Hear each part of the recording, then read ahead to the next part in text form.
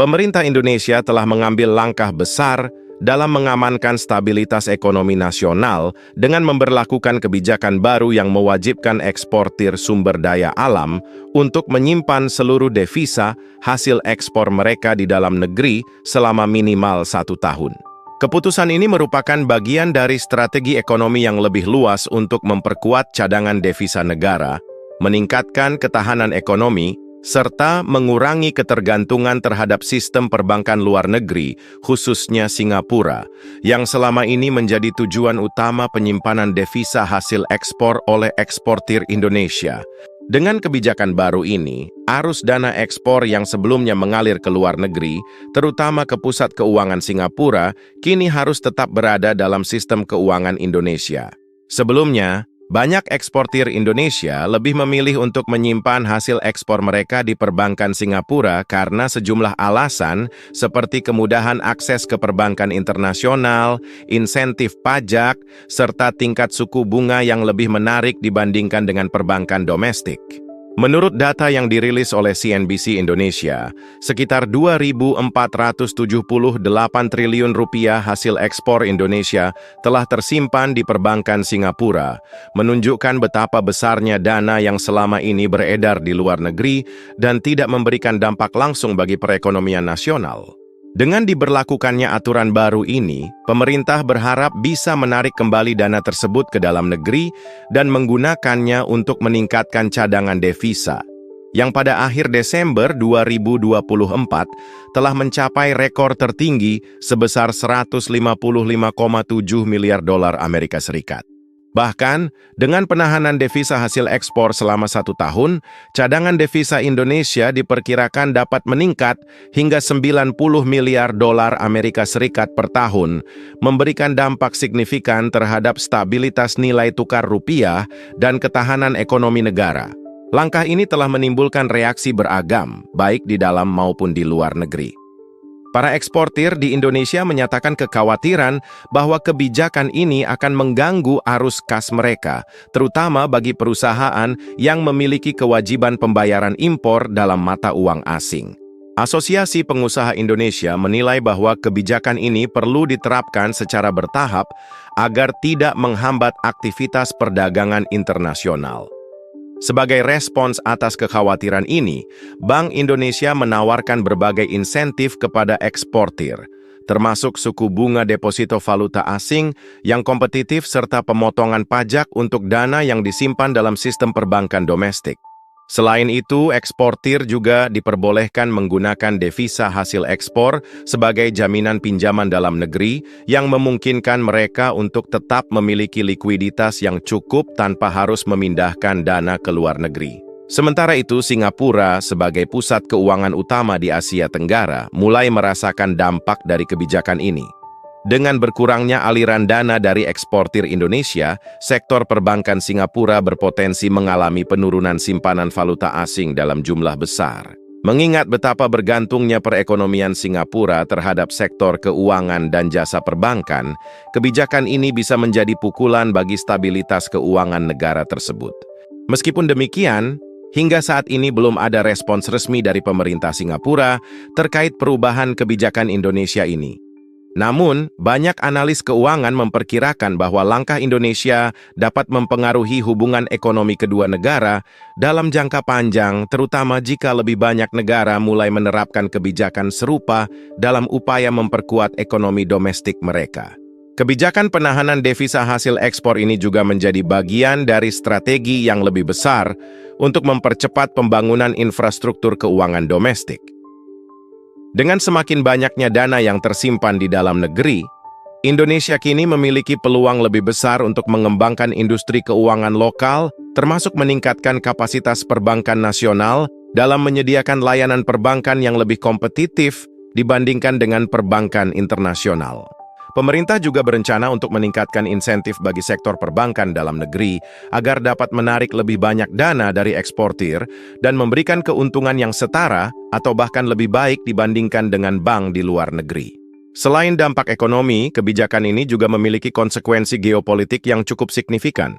Dengan menahan devisa hasil ekspor di dalam negeri, Indonesia memperkuat posisinya dalam BRICS, organisasi ekonomi yang terdiri dari Brasil, Rusia, India, Tiongkok, dan Afrika Selatan. Indonesia, yang baru saja resmi menjadi anggota BRICS, semakin menunjukkan komitmennya untuk memperkuat kedaulatan ekonomi dan mengurangi ketergantungan terhadap sistem keuangan global yang didominasi oleh negara-negara Barat. Dalam beberapa kesempatan, para pemimpin BRICS menyatakan dukungan terhadap langkah Indonesia ini menganggapnya sebagai strategi untuk meningkatkan kemandirian ekonomi dan memperkuat daya saing dalam perdagangan global. Bagi Indonesia sendiri, kebijakan ini dapat menjadi tonggak penting dalam mendorong industrialisasi dan pengolahan sumber daya alam di dalam negeri. Dengan lebih banyak dana yang tersedia, pemerintah dapat mendorong investasi dalam industri hilirisasi, mengurangi ekspor bahan mentah, dan meningkatkan nilai tambah bagi produk dalam negeri. Langkah ini juga sejalan dengan visi Presiden Indonesia untuk menjadikan Indonesia sebagai pusat manufaktur dan energi di kawasan Asia Pasifik, serta mengurangi ketergantungan terhadap ekspor bahan mentah yang selama ini menjadi salah satu kelemahan ekonomi nasional. Namun, di balik berbagai keuntungan yang dapat diperoleh, tantangan dalam implementasi kebijakan ini tetap harus diantisipasi. Pemerintah perlu memastikan bahwa regulasi yang ada tidak menghambat pertumbuhan ekonomi dan tetap memberikan fleksibilitas bagi pelaku usaha. Selain itu, penguatan sektor perbankan nasional menjadi hal yang sangat penting agar eksportir tidak kehilangan kepercayaan terhadap sistem keuangan dalam negeri. Pemerintah juga perlu terus berdialog dengan dunia usaha untuk menyesuaikan kebijakan ini dengan kebutuhan di lapangan, sehingga dapat memberikan manfaat maksimal tanpa menimbulkan gejolak ekonomi yang tidak diinginkan. Dengan kebijakan ini, Indonesia telah menunjukkan bahwa ia siap mengambil langkah besar untuk mengamankan stabilitas ekonominya dan memperkuat kedaulatan keuangan nasional. Singapura, yang selama ini menjadi salah satu tujuan utama penyimpanan devisa hasil ekspor Indonesia, kini menghadapi tantangan baru karena arus dana yang selama ini mengalir ke negaranya mulai berkurang. Kedepan, keberhasilan kebijakan ini akan sangat bergantung pada bagaimana pemerintah Indonesia mampu mengelola transisi ini dengan baik, memastikan stabilitas ekonomi, dan menciptakan lingkungan bisnis yang tetap kondusif bagi pertumbuhan ekonomi nasional. Jika kebijakan ini dapat diimplementasikan dengan efektif, maka Indonesia berpotensi untuk semakin memperkuat posisinya sebagai kekuatan ekonomi utama di kawasan dan mengurangi ketergantungannya terhadap pusat keuangan asing. Selain dampak ekonomi dan geopolitik, kebijakan ini juga memiliki konsekuensi pada hubungan perdagangan Indonesia dengan negara-negara mitra, termasuk Singapura. Dengan berkurangnya aliran dana dari eksportir Indonesia ke sistem perbankan Singapura, sektor finansial di negara tersebut dapat mengalami tekanan, terutama dalam hal likuiditas valuta asing. Singapura selama ini diuntungkan sebagai pusat keuangan utama di kawasan, menarik dana dari berbagai negara, termasuk Indonesia. Namun dengan kebijakan baru ini, posisi strategis Singapura dapat mulai terganggu, dan kemungkinan akan ada respons dari otoritas keuangan Singapura untuk menjaga daya saing mereka. Tidak menutup kemungkinan bahwa Singapura akan mencoba menyesuaikan regulasi perbankan mereka agar tetap menarik bagi eksportir Indonesia, misalnya dengan menawarkan insentif pajak atau suku bunga yang lebih kompetitif. Di sisi lain, kebijakan ini membuka peluang bagi Indonesia untuk memperkuat sistem keuangan domestiknya. Dengan meningkatnya jumlah dana yang tersimpan di dalam negeri, bank-bank nasional dapat meningkatkan kapasitas mereka dalam memberikan pinjaman dan investasi kepada sektor-sektor produktif. Pemerintah juga berencana memperkuat peran lembaga keuangan nasional dalam mendukung pertumbuhan industri dalam negeri, termasuk sektor manufaktur dan teknologi. Jika dikelola dengan baik, langkah ini bisa menjadi katalis bagi pertumbuhan ekonomi yang lebih inklusif dan berkelanjutan, serta mengurangi ketergantungan terhadap sumber pembiayaan dari luar negeri. Selain itu, kebijakan ini turut mendorong percepatan digitalisasi sektor keuangan di Indonesia.